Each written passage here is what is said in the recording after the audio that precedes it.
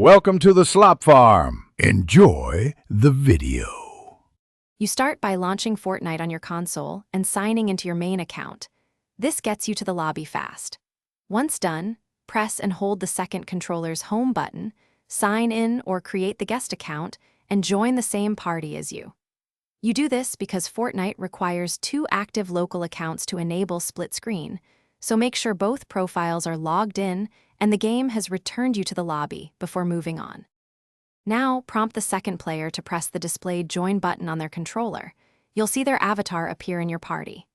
Next, select duo or squad mode, because solo mode won't let you split the screen. Then open settings and tweak HUD scale, sensitivity, and camera tilt so both views stay comfortable. This matters because different field of view and HUD sizes affect aiming and map awareness for each player, and small tweaks avoid obstructed visuals during combat. To finish, confirm both players are ready and start the match. Fortnite switches to split screen as the game loads. If it doesn't, sign out and back in on the secondary account or restart the console. Often a quick reload fixes session handshakes.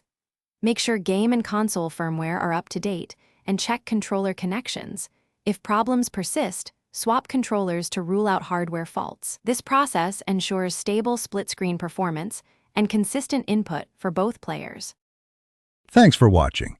Consider subscribing if we helped you today.